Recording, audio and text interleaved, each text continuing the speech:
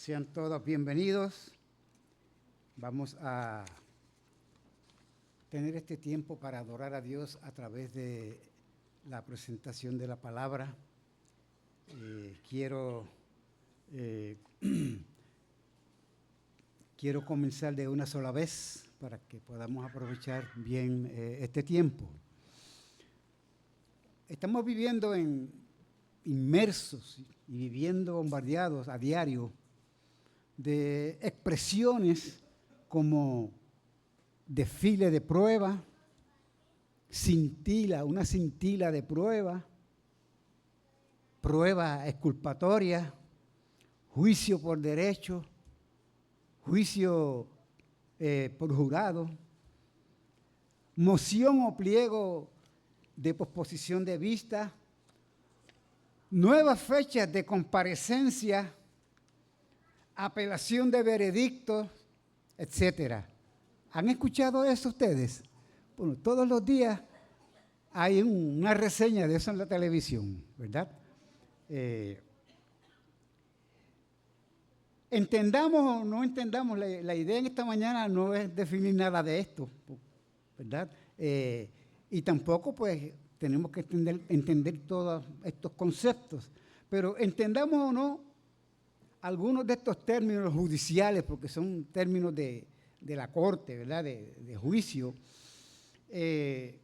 son recursos que existen en las cortes de justicia para garantizar un juicio lo más limpio posible, un juicio justo, un juicio que busque la verdad para que el que está siendo acusado, según la verdad, el desfile de pruebas, ¿verdad? Y la pericia de los que están llevando a cabo la defensa, ¿verdad? Y la contradefensa, pues que a través de todo esto desearíamos que todas las personas salieran pues libres, pero a la verdad que no siempre estamos satisfechos con el resultado final, absuelto o culpable. Pero aún así hay oportunidad o posibilidad de un nuevo juicio ante un foro judicial superior. Hay una apelación más arriba, hasta lo más alto que se pueda llegar. Nosotros como creyentes apelamos a Cristo, al tribunal de nuestro Dios, ¿verdad? En los cielos, y no tenemos grandes conflictos por eso. Los conflictos están, pero se resuelven apelando, ¿verdad?, al que es abogado nuestro en los cielos. Sin embargo, acá en la tierra hubo un tiempo en que el que ahora es abogado, ¿verdad?, intercesor por nosotros en los cielos, estuvo en una corte de justicia, enfrentando un proceso judicial, pero diferente al que vemos o sabemos que se hace en las cortes en nuestro país y en las cortes de justicia. Un juicio religioso. Avanzando en la serie de predicaciones sobre la vida y enseñanza de Jesús, esta mañana vamos a comenzar a tomar en consideración la comparecencia del justo de Jesús ante la corte religiosa de los judíos de su época. Inmediatamente después del arresto de Jesús en Getsemaní, él fue llevado para ser juzgado.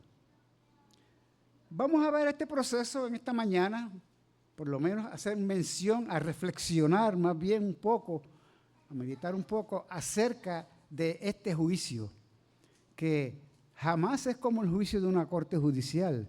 Está muy lejos de la justicia a la cual el hombre apela, ¿verdad?, con el derecho que tiene de apelar en un sistema de gobierno democrático, ¿verdad?, y libre.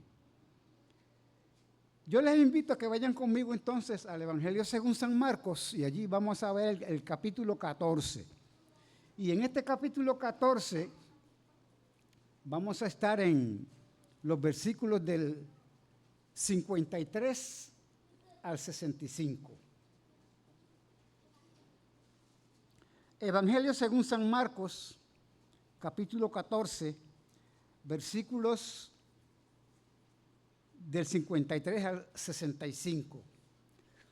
El título para el mensaje en esta mañana será Jesús el justo ante un concilio de culpables.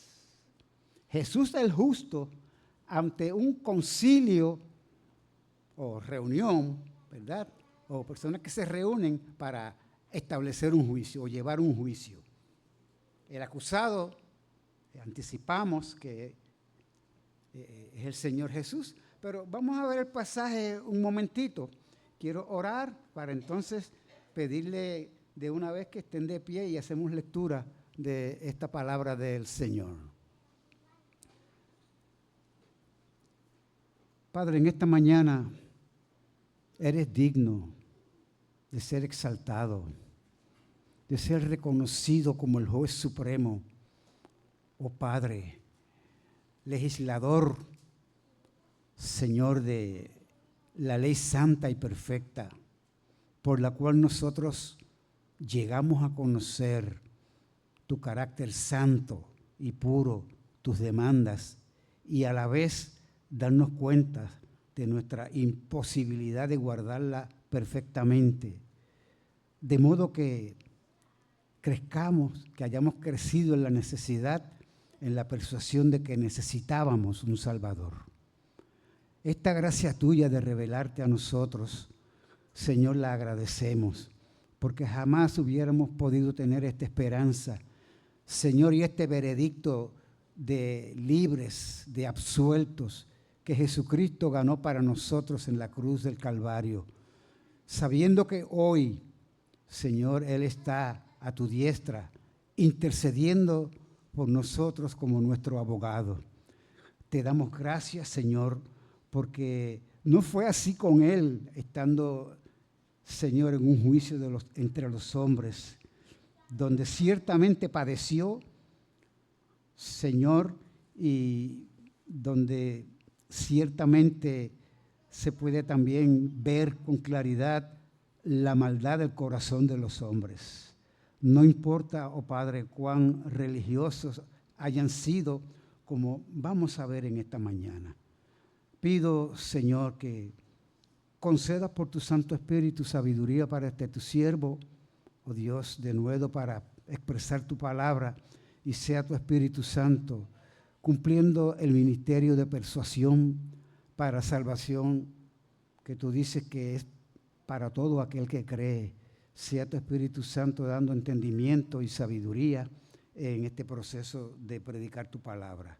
En el nombre de Jesús lo pido. Amén y amén. Estamos listos para hacer lectura en Marcos 14, comenzados en el versículo 53. Bien, dice esta palabra del Señor aquí. Trajeron pues a Jesús al sumo sacerdote y se reunieron todos los principales sacerdotes y los ancianos y los escribas. Y Pedro les seguía de lejos hasta dentro del patio del sumo sacerdote y estaba sentado con los alguaciles calentándose al fuego.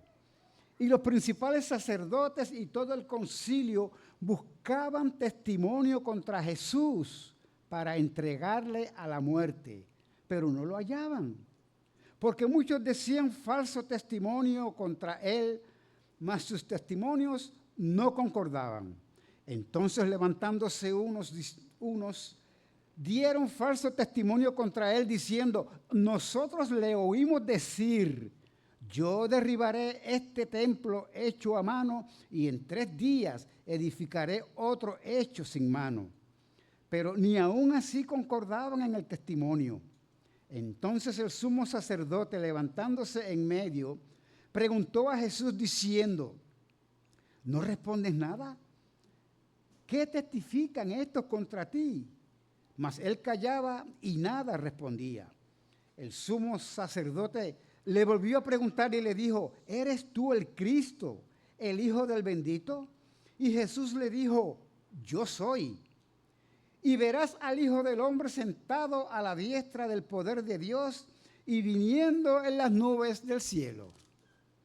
Entonces el sumo sacerdote, rasgando su vestidura, dijo, ¿qué más necesitamos? ¿Qué más necesidad tenemos de testigos? Habéis oído la blasfemia. ¿Qué os parece? Y todos ellos le condenaron declarándole ser digno de muerte. Y algunos comenzaron a escupirle y a cubrirle el rostro y a darle de puñetazos y a decirle, profetiza. Y los alguaciles le daban de bofetadas. El Señor bendiga esta palabra en vuestros corazones, pueden sentarse. Este es un pasaje que a mí me impresionó mucho la expresión del hermano pastor que nos predicó el domingo pasado, ¿verdad? De aquellos líderes religiosos que miraban las cosas de Dios, ¿verdad? Con ojos secos, ¿verdad? Quiere el Señor que nosotros, Él nos dé en esta mañana la gracia para tener este tipo de mirada. No mirar la palabra con sequedad, no es eso lo que significa, ¿verdad? Sino no tener ojos secos, sino nosotros poder mirar con lágrimas, porque lo contrario a tener los ojos secos como los tenemos ahora es que estemos llorando o que lloremos. Entonces se mojan, ¿cierto?, con las lágrimas. A tener entonces ojos no secos, sino corazones llenos de emoción, de tristeza, de identificarnos con el sufrimiento de Cristo. Porque por lo general, cuando se habla o se mencionan los sufrimientos de Cristo, casi siempre lo asociamos con su muerte, su padecimiento en la cruz, su padecimiento físico. Y la ignominia y las burlas que le hicieron en público, etcétera, etcétera. Pero díganme ustedes o pídanle al Señor que les ayude a ver los sufrimientos de Jesucristo en medio de este proceso que se nos describe en este pasaje. Para que apreciemos entonces esta obra del Señor. Y cuando nosotros vayamos a la cena del Señor al final de este tiempo de predicación, tengamos este sentir interior, este valorar, ¿verdad?, lo que celebramos, lo que recordamos, lo que conmemoramos, ¿verdad?, cuando tomamos la cena del Señor.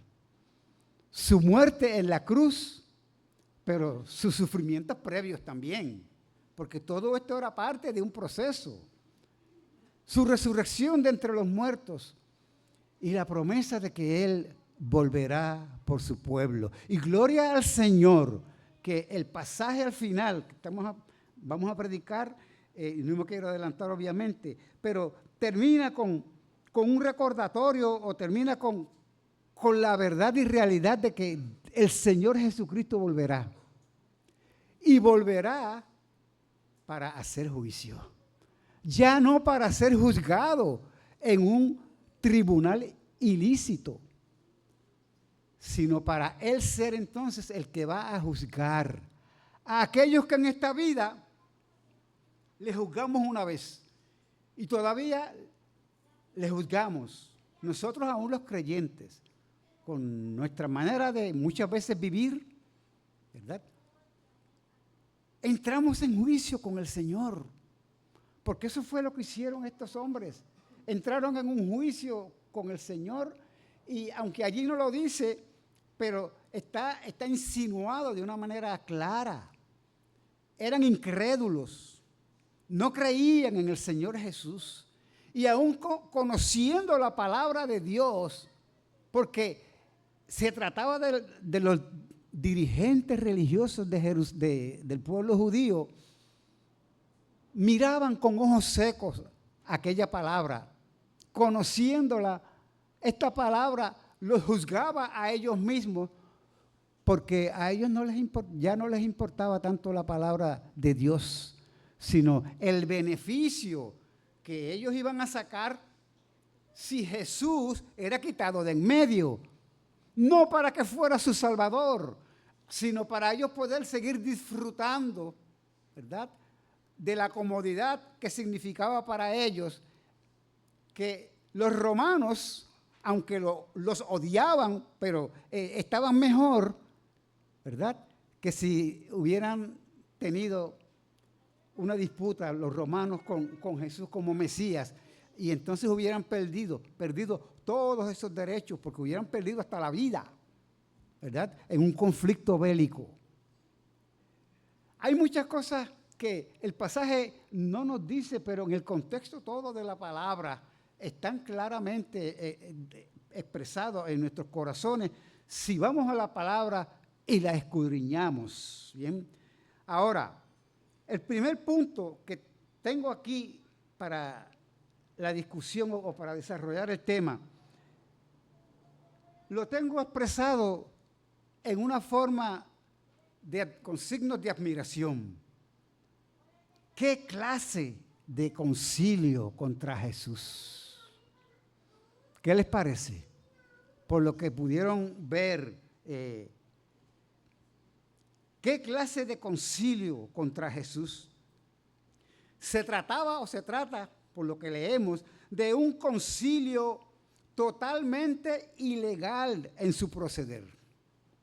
El Evangelio de Juan nos dice que Jesús fue llevado ante Anás, ¿ok?, que había sido sumo sacerdote y que era suegro de Caifás, que entonces era el sumo sacerdote cuando Jesús estaba siendo juzgado aquí.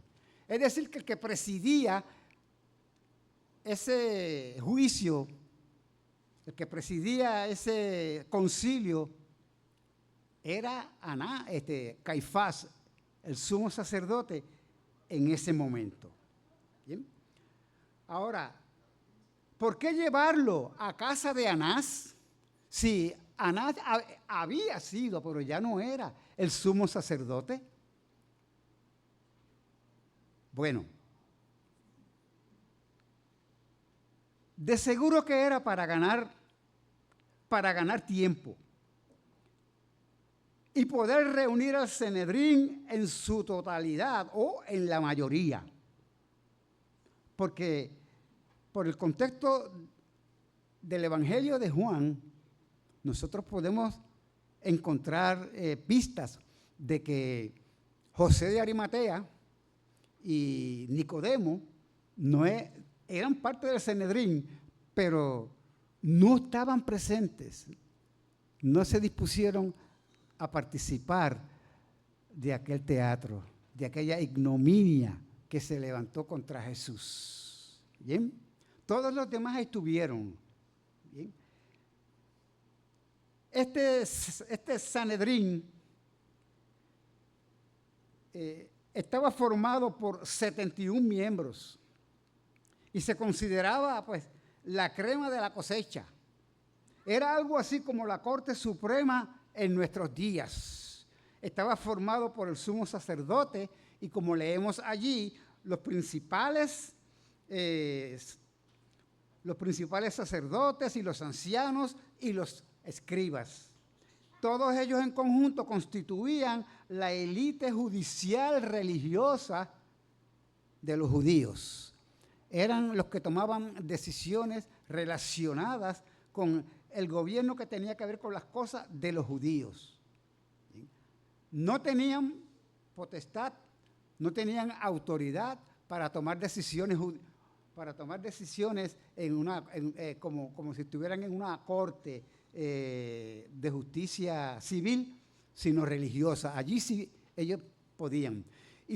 Ciertamente los gobernantes, gobernantes de turno, Pilato, etcétera, pues les importaba poco, no tenían ningún interés.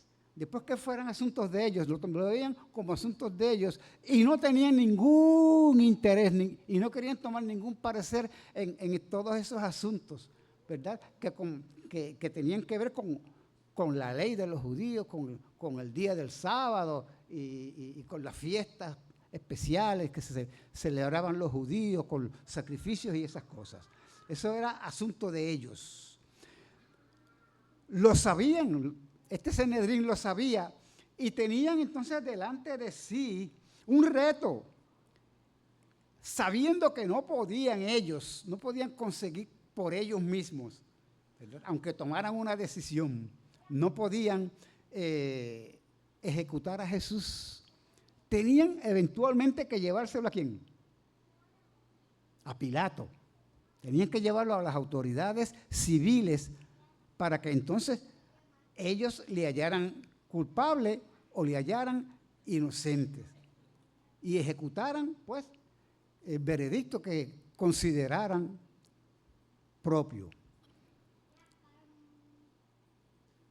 Entonces, ocurrieron una serie de ilegalidades en este concilio contra Jesús. Sin lugar a dudas, este fue absolutamente un juicio ilegal, por muchas razones.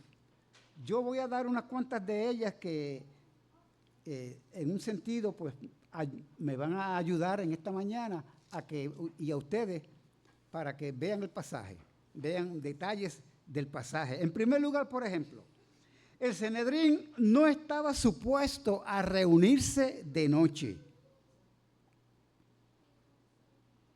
¿Cuándo fue arrestado Jesús? De noche. En la madrugada casi, porque la palabra nos dice que Judas lideraba a aquella turba, ¿verdad?, de alguaciles, del templo, etcétera, que fueron tras Jesús y llevaban antorchas, palos, iban armados, ¿verdad?, para arrestar a Jesús. Inmediatamente nos dice el pasaje que después de ese arresto lo llevaron a la casa de Anás. Vamos a ver que más tarde, entonces, fue llevado o mandado por Anás a la casa de Caifás. Fíjense la serie de irregularidades que tuvo que enfrentar Jesús en aquel juicio completamente amañado. ¿Bien? En segundo lugar, les era prohibido al Sanedrín reunirse durante la celebración de cualquier fiesta judía. ¿Y qué fiesta se estaba celebrando en esa semana?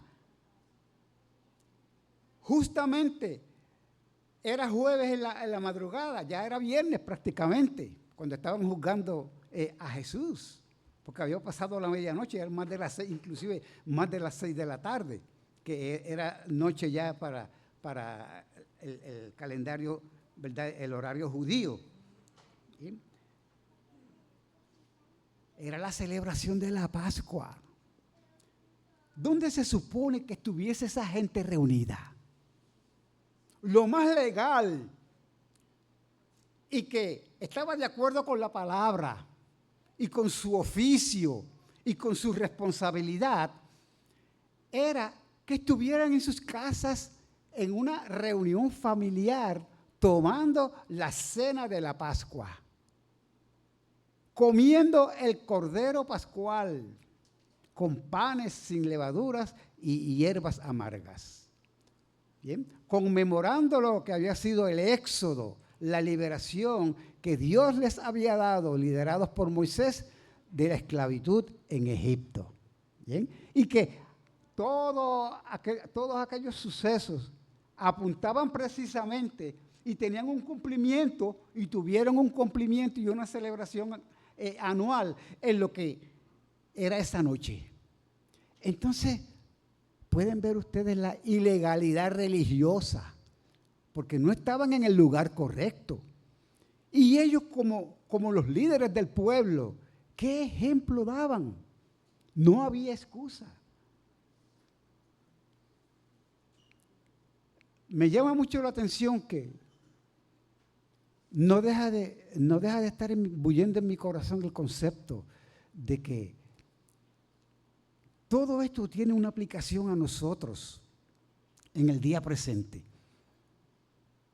Y cuando digo nosotros, muy específicamente, estoy pensando en nosotros los creyentes, porque supuestamente aquellos eran los líderes religiosos. Debieron haber creído en Jesús, en vez de estar buscando la manera de probar que Jesús no era el Mesías y poder llevarlo y quitarlo de en medio por medio de la muerte, ¿verdad? En manos de los romanos. Debieron haber reconocido, tenían todas las herramientas para conocer, pero siempre estuvieron mirando, no solamente con ojos secos, el Antiguo Testamento, sino con corazones sumamente endurecidos, incrédulos y cada vez más incrédulos, cada vez más y más y más ciegos, porque violaban flagrantemente muchas de las cosas que ellos conocían que estaban en la ley prescritas, llevando a cabo ese juicio en esa noche contra Jesús.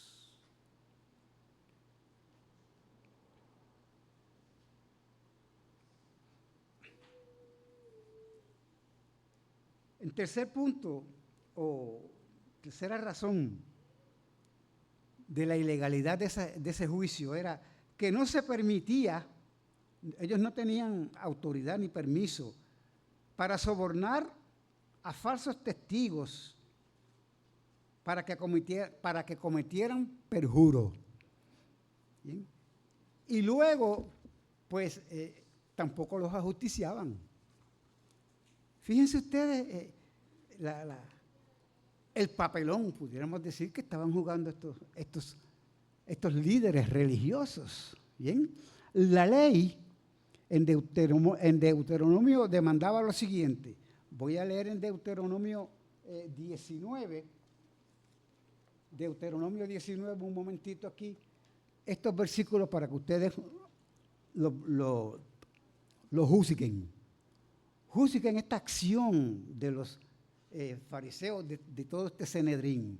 19 versículos del 16 al 19. Dice, cuando se levantare testigo falso contra alguno para testificar contra él, entonces los dos litigantes, hablaba de dos litigantes, de dos personas que tenían algún problema, ¿verdad? Los litigantes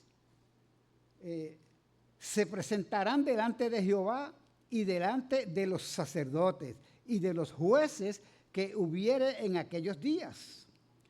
Y los jueces inquirirían bien, y si aquel testigo resultare falso y hubiere acusado falsamente a su hermano, entonces haréis a él como él pensó hacer a su hermano, y quitarás el mal de en medio de ti.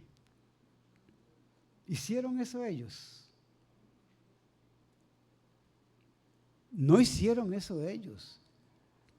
Allí no había uno o dos litigantes, aparte del Sanedrín, que eran los que iban a hacer el juicio, que estuvieran acusando a Jesús originalmente, que llevaran a Jesús a ese tribunal.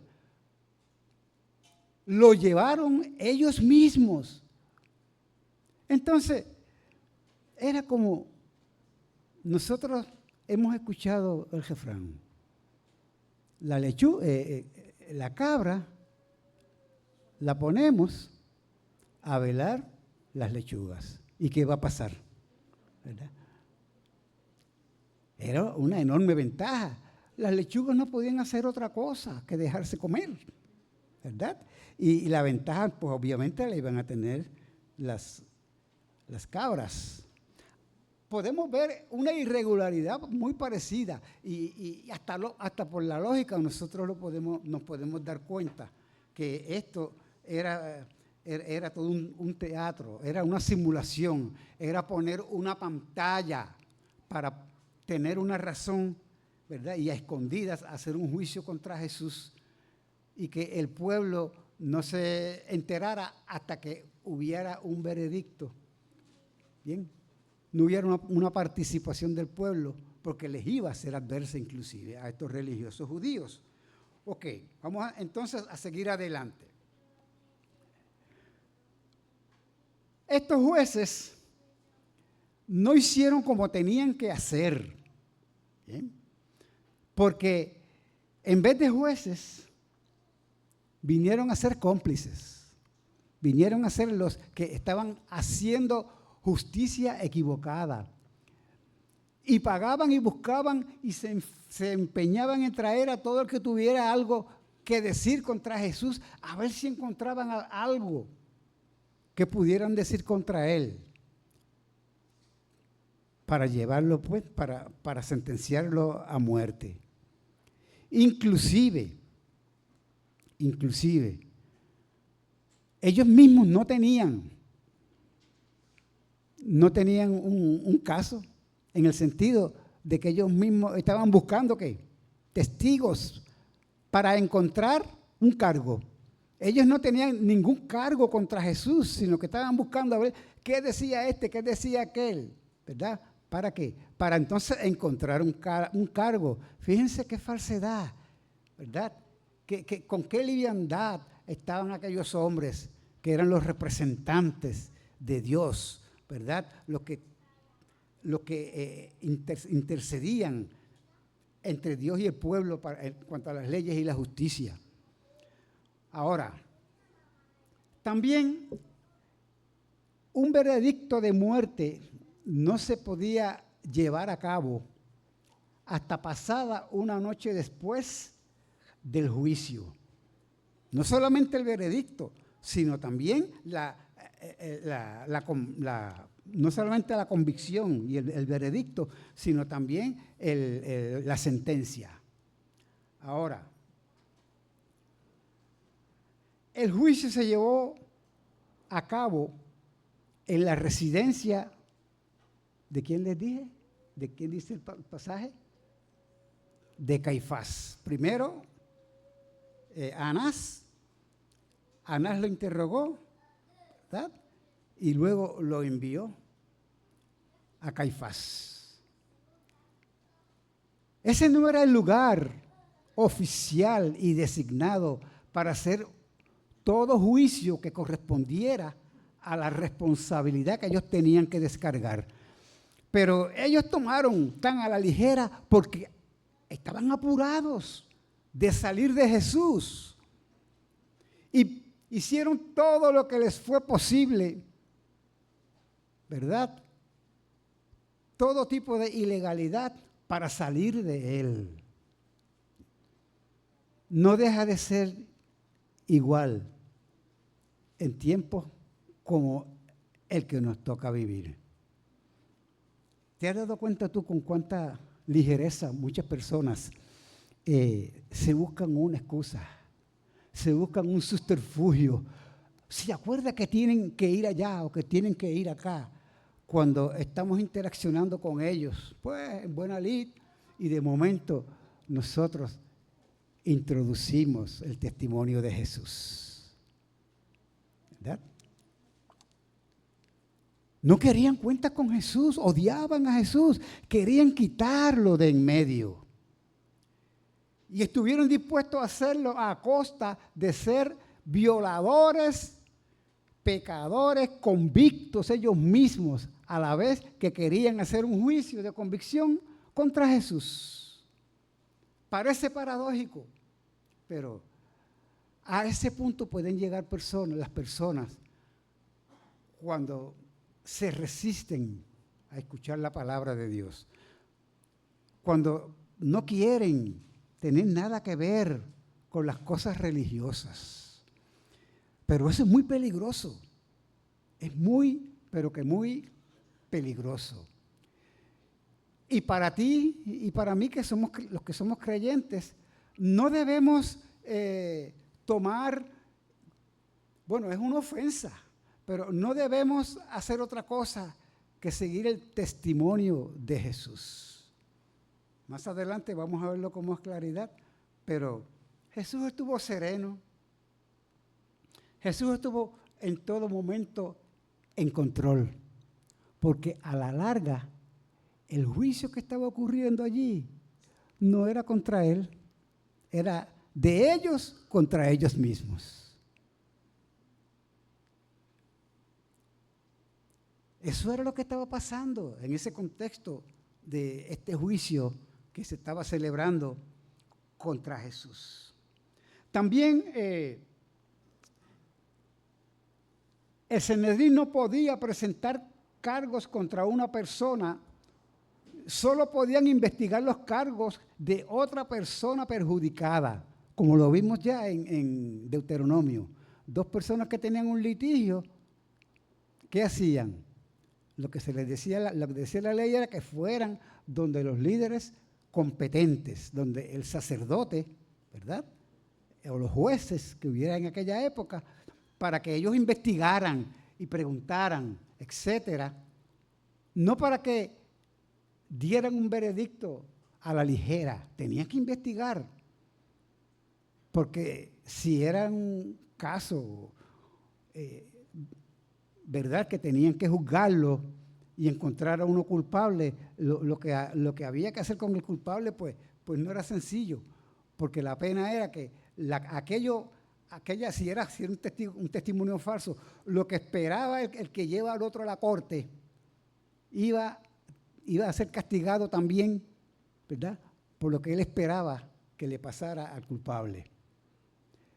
Entonces, los dos iban a quedar mal parados.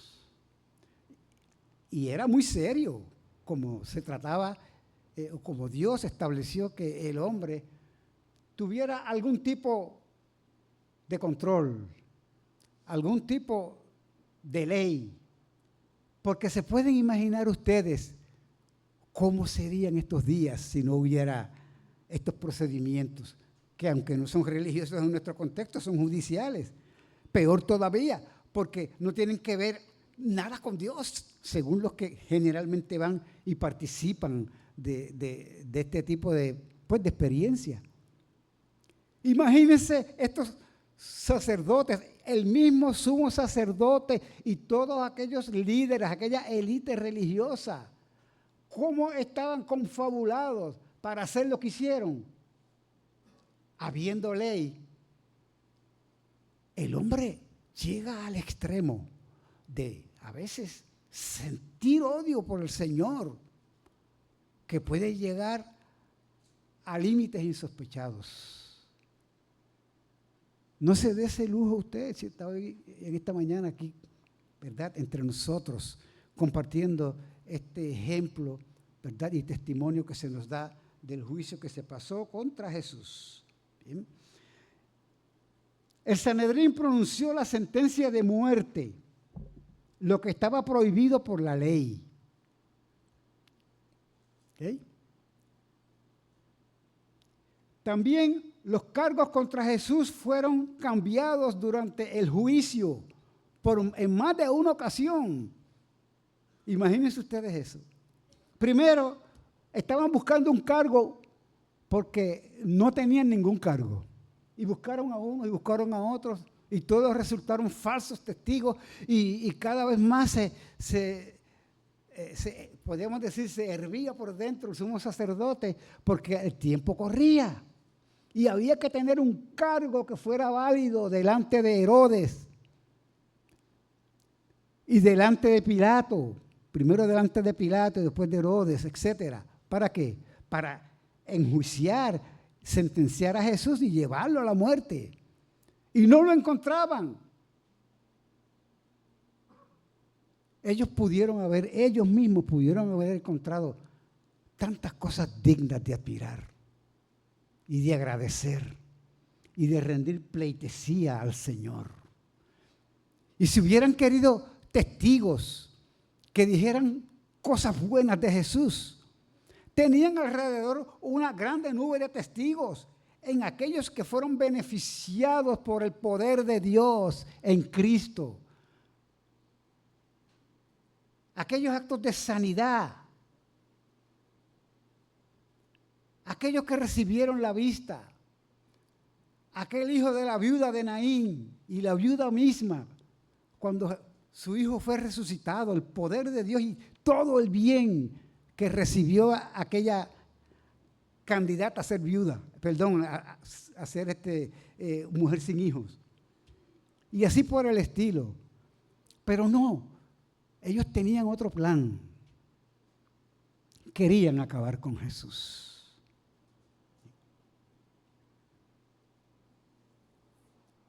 Primero, no tenían un caso. En segundo lugar, entonces, pues tenían la acusación contra Jesús de insidioso.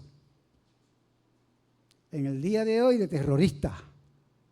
Quería destruir el templo y volverlo a hacer. ¿Verdad? Luego cambiaron a un cargo de blasfemia. Y aunque no corresponde esta parte a predicarla yo, pero sí la semana próxima, de seguro que esto saldrá a la luz. Y luego, cuando estaban delante de Pilato, en el tribunal civil, había otro cargo diferente, la sedición.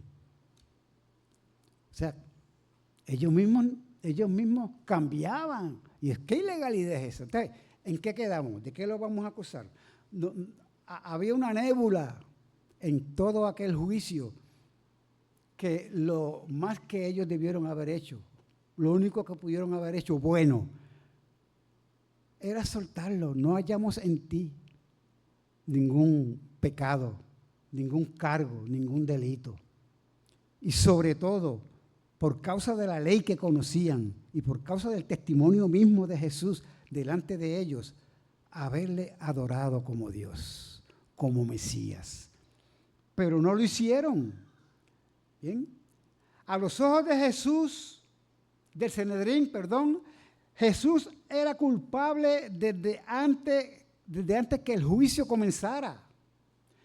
Él no tuvo la oportunidad de dejar ese sitio donde estaba siendo juzgado, sino con un veredicto de culpabilidad y una sentencia de muerte en su contra. ¿Qué clase de concilio contra Jesús? ¿Cierto? Premeditado, amañado, prejuiciado y a todas luces ilegal en la forma en que lo llevaron a cabo, en cada detalle en que ellos lo llevaron a cabo. El día que Jesús resucitó a Lázaro, después de 4 días de estar muerto, estas mismas personas que estaban enjuiciando a Jesús se habían anticipado ya a otro concilio. Se convocaron en concilio para ver qué harían con Jesús. Porque Jesús había resucitado a Lázaro y lo había hecho en una forma pública y no había duda. Todos vieron lo que pasó. Allí no hubo un truco. Allí no hubo hipnosis. Allí no hubo nada extraño, sino sorprendente, que Lázaro saliera de la tumba. Cuando el Señor le dijo, Lázaro, sal fuera. ¡Wow!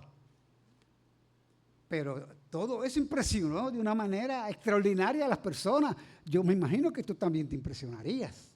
Yo me impresionaría que lo estaría recordando todos los días y contándoselo a todo el mundo. ¿Por qué no llevaron testigos de esos que estuvieron allí en aquel momento? Porque no les interesaba Jesús. Tan sencillo como eso.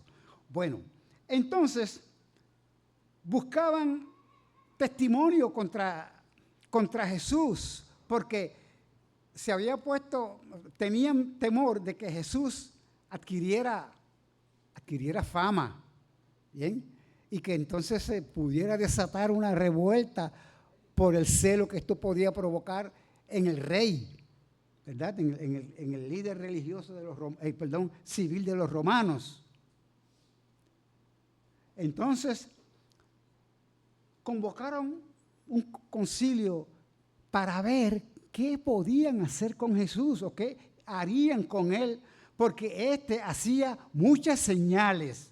En Juan capítulo 11, solamente lo menciono el texto para que lo busquen, lo señalen luego, ¿verdad? Del versículo 42, 47 al 52, se narra ese detalle, se narra ese concilio allí. Ahora, el versículo 53 declara, así que desde aquel día en que hicieron ese concilio, acordaron matarle. ¿Bien? Ya estaban premeditados, prejuiciados con Jesús. Y el mismo Jesús sabía que estaba solo en su defensa, obviamente con el Padre, pero desde el punto de vista humano, él se sometió a la ley de los hombres y de los religiosos en aquel tiempo, porque nada ni nadie lo iba a desviar del propósito de Dios por el cual lo envió al mundo. Eso no quitaba que él era el Mesías. Toda esa ignominia, todo eso que hicieron con él, por más que se esforzaron, no iba a quitar la prerrogativa, la autoridad que él tenía como ciertamente Mesías que dijo que era y que sí verdaderamente era. Amén.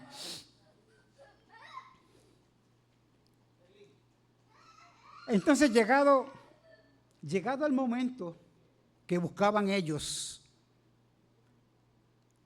en menos de 24 horas, fíjense esto, en menos de 24 horas, Jesús fue arrestado, interrogado por el sumo sacerdote Caifás, juzgado por el Sanedrín, interrogado por Pilato y Herodes y finalmente sentenciado a la muerte, llevado fuera de la ciudad hasta un lugar llamado Gólgota, crucificado y muerto 3 horas después. Y todavía aún sobró tiempo para que José de Arimatea y Nicodemo lo bajaran de la cruz, lo embalsamaran, ¿verdad? Un embalsamamiento previo que le hicieron y lo enterraran. Ni siquiera se esperaron o se cumplieron las 24 horas que tenían que quedarse como mínimo.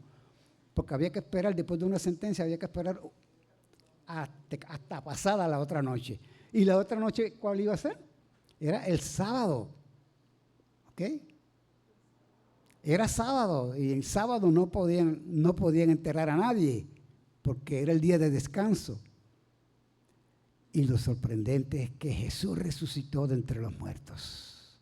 Gloria a Dios, gloria a Dios. Podemos ver la soberanía de Dios aún en la maldad. El hombre malo aún coopera con lo que es la determinada voluntad de Dios para con los que han de ser salvos. Muchas veces sin saberlo, se meten en problemas muy serios sin tener claro de que ese problema los va a traer a los pies de Cristo. O los va a condenar, porque ellos mismos, ¿verdad?, se vuelven contra Dios. Tiene que haber gratitud, tiene que haber temor de Dios. En un tiempo como el que nosotros estamos viviendo inmersos en un ambiente en que parece que todos los días nosotros estamos participando de ese juicio que se está haciendo contra Jesús. Tenemos que ser cuidadosos cómo nosotros respondemos, cuál es la motivación de nuestros corazones y sobre todo darle a Jesús el lugar que le corresponde de adoración. confiar, descansar en su suficiencia a cada momento. Sin darnos cuenta, nosotros enjuiciamos de una manera o de otra a nuestro Señor y Salvador.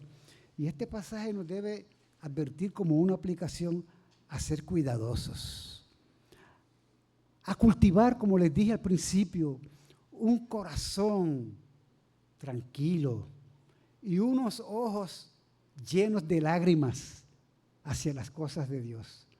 No seguir mirando con indiferencia, siendo negligentes y mirando las cosas de Dios con ojos secos.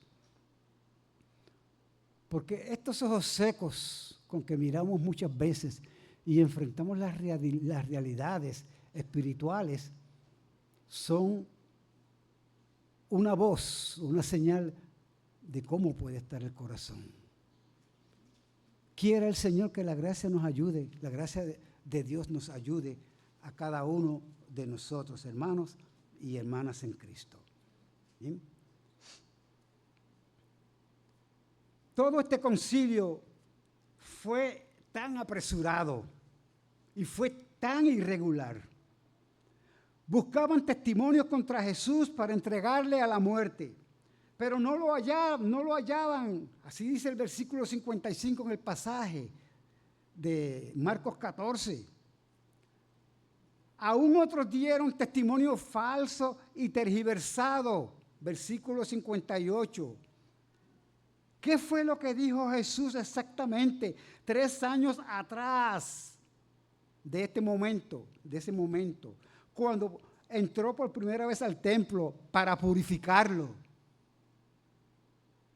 En aquella primera vez que Jesús entró al templo para purificarlo, en Juan capítulo 2, versículos del 19 al 22, tenemos claramente lo que Jesús dijo. Quisiera leerles este detalle en el capítulo 2. Dice la palabra de Dios en los versículos 19 y 20.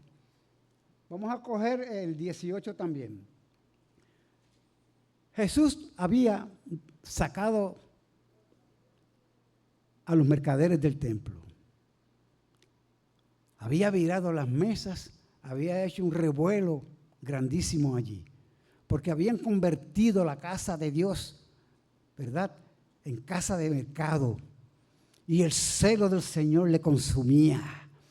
Sus ojos no estaban secos, eran ojos llenos de lágrimas al ver las acciones impropias, desatinadas, ¿verdad?, irreverentes de aquellos que debieron haber sido guardas de la ley. Entonces, de los que estaban allí, algunos inquirieron. Decían, ¿qué señal nos muestras ya que haces esto? Versículo 19. Respondió Jesús y les dijo, destruid este templo, ¿ok?, y en 3 días lo levantaré. Eso fue lo que Jesús dijo. Bien. Dijeron luego los judíos, en 46 años fue edificado este templo, y tú en 3 días lo levantarás. Mas él hablaba del templo de su cuerpo. Por tanto, cuando resucitó de los muertos, o de entre los muertos, los discípulos se acordaron que había dicho esto y creyeron la escritura y la palabra que Jesús había dicho. Lo que es el corazón del evangelio está en ese episodio que estos hombres tergiversaban.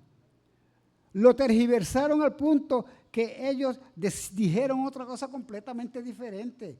Dijeron que Jesús había dicho que iba a derrumbar el templo, que lo iba a destruir y que después lo iba a reconstruir. Eso fue lo que ellos dijeron.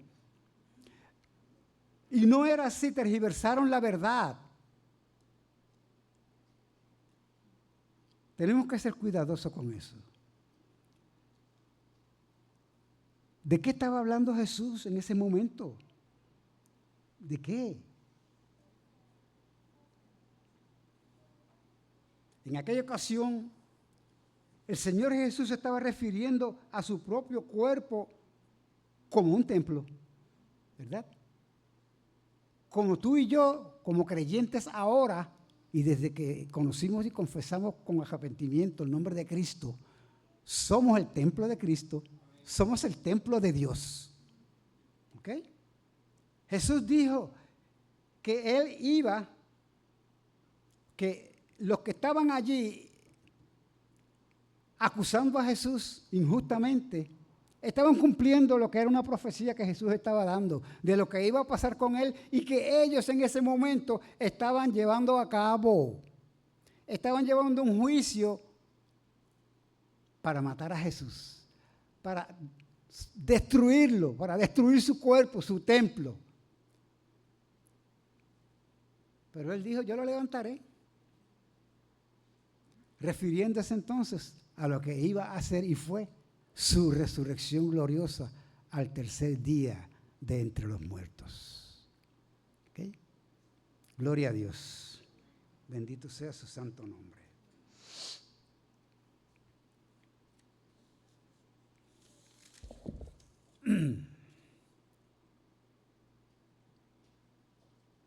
Rodeado de tanta intriga, de falsas acusaciones, la presión insistente de Caifás en su interrogatorio y completamente solo, dice la palabra de Dios en el versículo 61, Jesús callaba y nada respondía.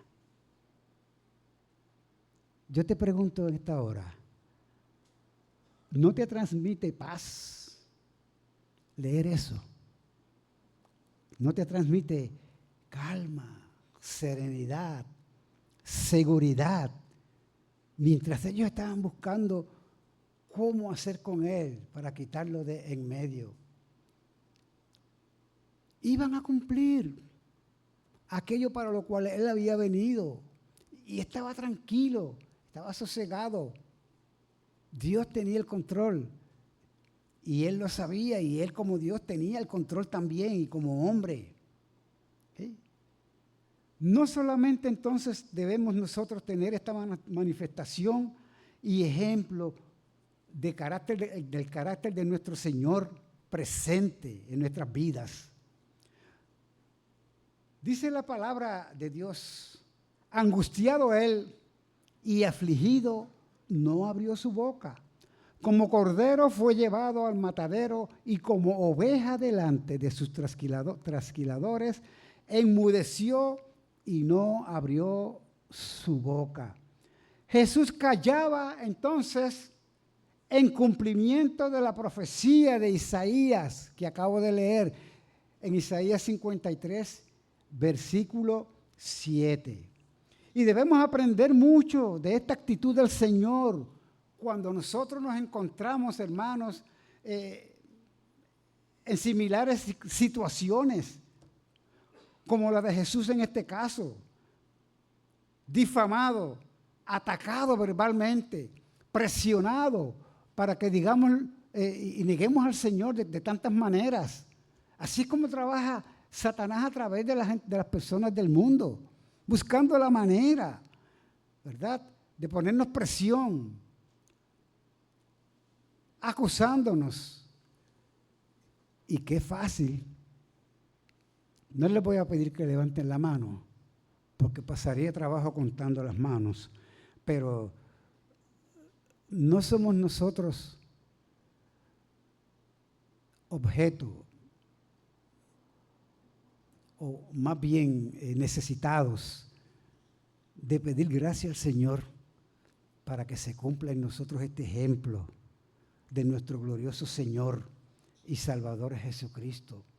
Porque qué ligeros somos tantas veces para abrir nuestros labios cuando alguien nos ofende o que creemos que nos ha ofendido. Y después qué difícil se hace reconciliar aquel malentendido quizás. Nos buscamos situaciones muy difíciles que pueden traer, ¿verdad?, deshonra al Señor con nuestro testimonio. Porque es triste que hay cristianos que hasta llegan a las cortes de justicia por cosas insignificantes, por un arrebato de ira, por cólera, por no tener dominio propio o no ejercerlo. ¿Cuánto necesitamos del Espíritu Santo? De ser llenos, vivir llenos de la plenitud de nuestro Dios por medio de su Santo Espíritu. Dice el apóstol Pedro, pues para esto fuisteis llamados, para dar ese ejemplo que Jesús dio. Porque también Cristo padeció por nosotros, dejándonos ejemplo para que sigáis sus pisadas, el cual no hizo pecado, ni se halló engaño en su boca, quien cuando le maldecían no respondía con maldición, cuando padecía no amenazaba, sino que encomendaba la causa al que juzga justamente. Es más fácil, aunque nos olvidamos tantas veces, de apelar a Dios para no vengarnos, de apelar a Dios para que Él ore en el corazón, en el malentendido, en la confusión, ¿verdad?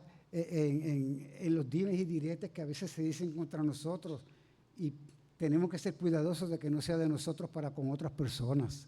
Tenemos que buscar, ¿verdad?, que el Evangelio de Jesucristo sea predicado también por hechos de esta manera, porque para eso el Señor nos ha llamado y nos ha salvado, para que ahora podamos tener el poder de Dios para seguir las pisadas de nuestro gran Señor y Salvador Jesucristo. Ahora, lo que nos narra la segunda parte del versículo 61 nos trae al próximo y último punto de este mensaje. Y voy a tratar de ser lo más breve posible. Jesús rompe el silencio y declara oficialmente que Él es el Mesías. Versículo 61 en la parte B hasta el 62 en la parte A. Dice esta palabra del Señor. El sumo sacerdote le volvió a preguntar y le dijo, ¿eres tú el Cristo, el Hijo del Bendito? Y Jesús le dijo, yo soy. ¡Wow! Dos palabras, hermanos. En este pasaje, en el paralelo de Mateo, en el Mateo capítulo 26, versículo 63b, se lee, entonces el sumo sacerdote le dijo, te conjuro por el Dios viviente que nos digas si tú eres el Cristo, el Hijo de Dios. Y lo que Caifás hizo entonces fue usar un procedimiento absolutamente ilegal. Forzar a este reo, a Jesús, a inculparse a sí mismo, que afirmara ser Dios. Como le preguntó bajo conjuro, por lo general, según el Antiguo Testamento, tenía que darse una respuesta. Y entonces, qué bueno que Jesús abrió la boca, porque si no pecaba, era la oportunidad que él mismo esperaba para que cuando le preguntaron a aquellos que le dudaban, él les dijera toda la verdad. Ya no era de una manera insinuada, les dijo de una manera abierta, pública entre ellos, decidida y segura, yo soy. Rompió el silencio, abrió la boca, no defraudó a Caifás, abrió su boca y dio estas dos palabras que le condenaron a la cruz. Yo soy. ¡Wow! Gloria a Dios. Esto era una blasfemia para los judíos, que un hombre dijera o cualquier persona dijera ser Dios o hacerse igual a Dios. Pero Jesús dijo más en ese mismo versículo. En el versículo 62, la parte B, dijo, y veréis al Hijo del Hombre sentado a la diestra del poder de Dios y viniendo en las nubes del cielo. Lo que el Señor estaba diciendo a Caifás era: hoy tú estás juzgándome a mí, pero ya verás el día cuando yo vendré a juzgarte a ti. Wow. Pregunto si esto aplica en esta mañana a alguno aquí. Al inconverso o al que aún duda. ¿Estás juzgando a Cristo? Si es así. Tú estás juzgando este libro que Dios nos ha dado como su revelación. Estás juzgando la autenticidad del Evangelio y su mensaje y la efectividad del Evangelio en el poder del Espíritu Santo para cambiar de una manera efectiva las personas. Porque os es necesario nacer de nuevo y es necesario escuchar con atención el Evangelio y creer al Evangelio para una vida cambiada, para una vida completamente transformada por el poder de Dios.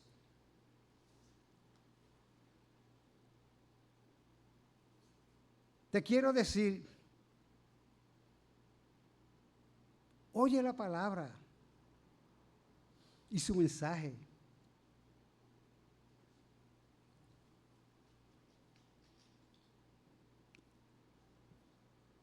Y oye lo que dice Jesús allí en ese pasaje.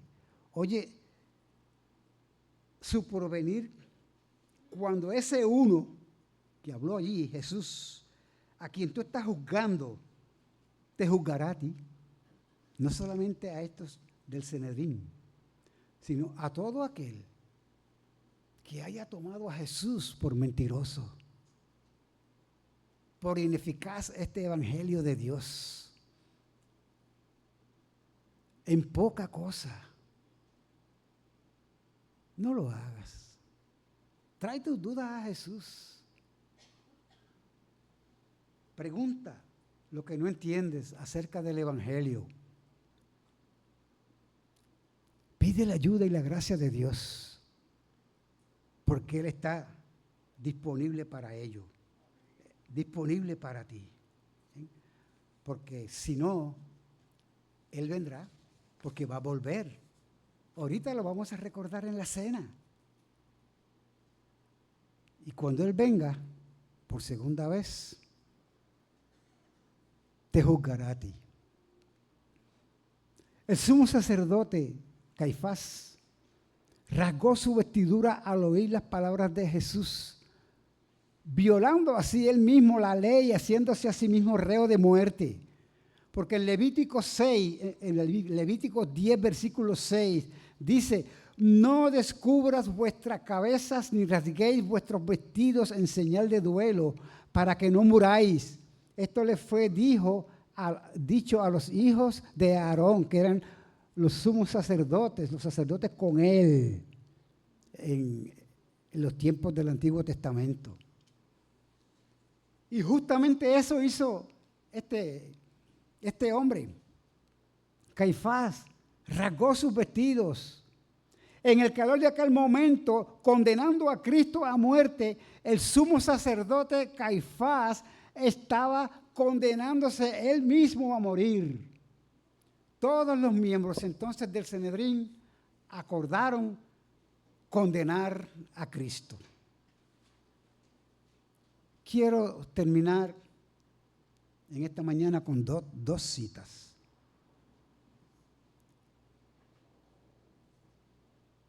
Una es del pastor David Legui y dice así: si alguno aún duda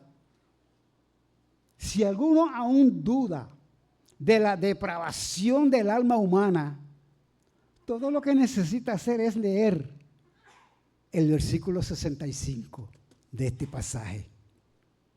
¿Cómo dice el versículo 65 de este pasaje?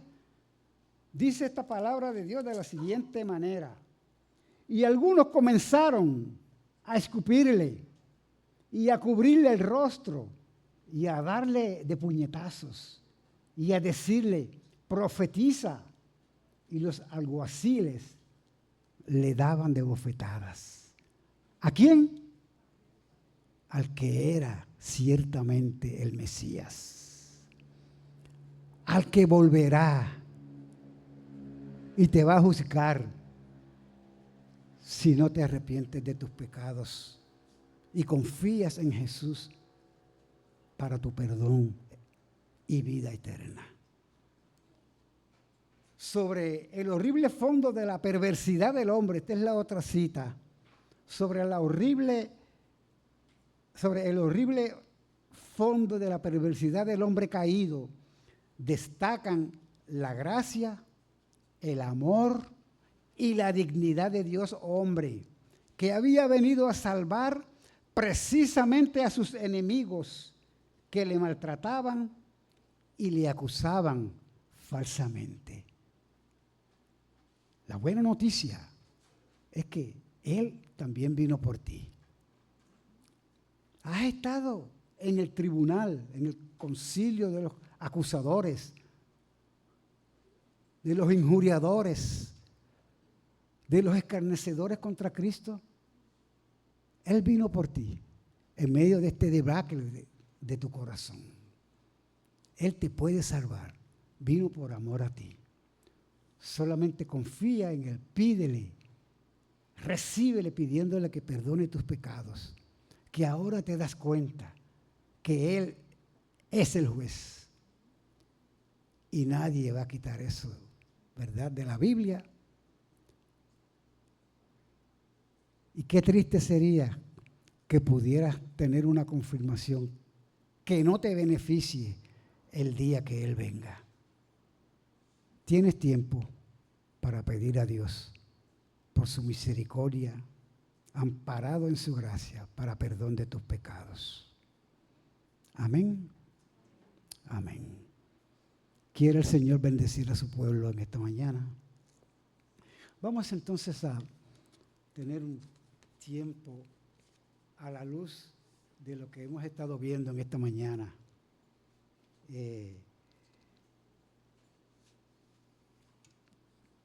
Para celebrar a Cristo. Ya Él fue juzgado y nosotros hemos sido absueltos por el juicio que Él recibió, sobre todo al morir en la cruz. Y ahora vamos a celebrar que somos libres en Cristo.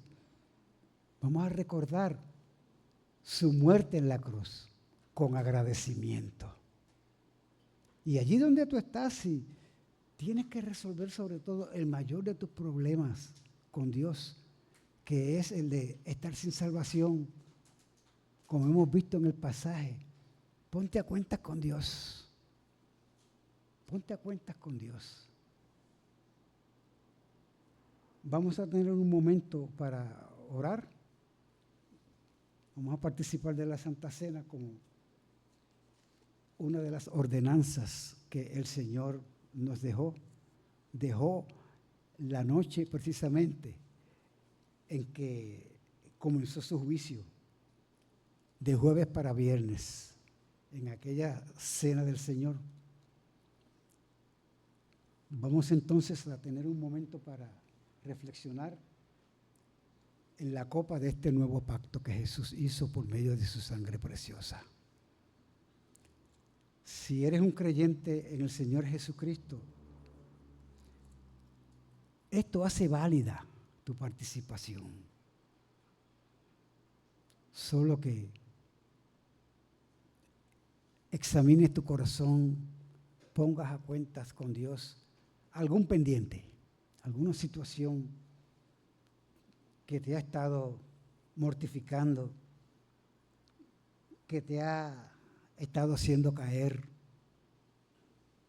Trae esto delante del Señor, porque Él murió para perdonarte y eso es lo que estamos recordando ahora. ¿Amén? Porque Él volverá. Reflexionemos, hermanos, en el Señor.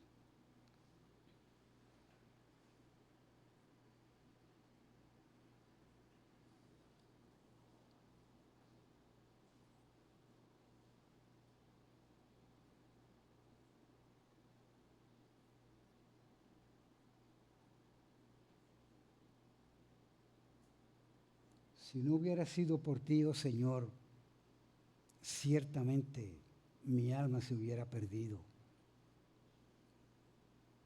Señor, y lo hemos expresado en un cántico, pero es sobre todo mucho más que eso. Es un principio que sobrepasa los cielos, donde algún día te veremos y estaremos en tu presencia, oh Señor, por tu muerte en la cruz del Calvario, por la cual te damos gracias y la cual vamos a recordar en este momento. Señor, que todo el bien que tú tienes preparado en crecimiento espiritual para nosotros, en acercamiento más y más a ti por medio de este momento de participar en obediencia de la cena del Señor, que lo sepamos recibir, oh Dios, y sepamos demostrarlo con nuestras vidas. Padre, en el nombre de Jesús. Amén. Solamente leo en la carta del apóstol Pablo a los Corintios, en Primera de Corintios, donde Jesús da instrucciones de la celebración de la cena del Señor y su significado. El Señor dice en esta palabra, en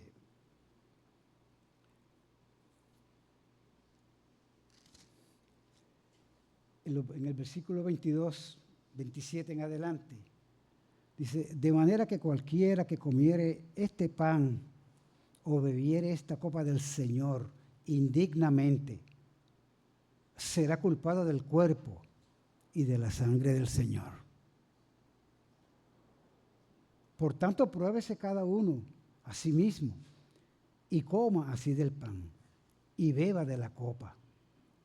Porque el que come y bebe indignamente, sin discernir el cuerpo del Señor, juicio come y bebe para sí. Lo traigo como palabras que son palabras solemnes con las cuales debemos nosotros presentarnos en este momento para participar de la cena del Señor. Solemnes pero gozosos, alegres por la obra de Cristo en nuestro favor.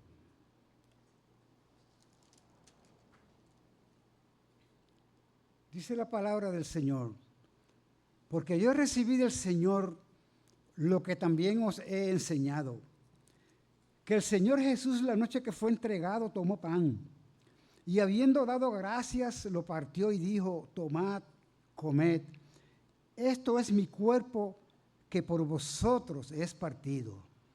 Haced esto en memoria de mí. Participemos del pan, hermanos.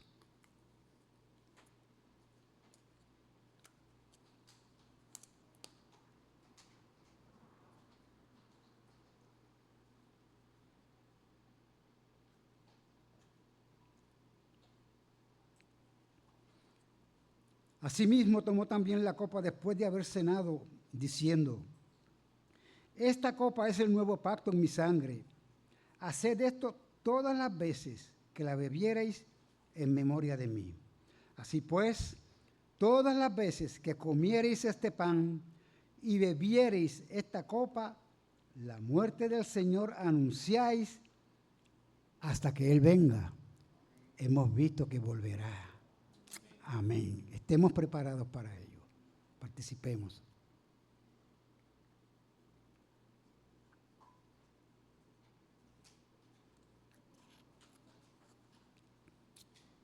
Pastor Rafael, despídanos en acción de gracias en esta mañana. Después que usted ore, vamos a terminar con un coro, ¿verdad? Hay un corito para cantar al Señor.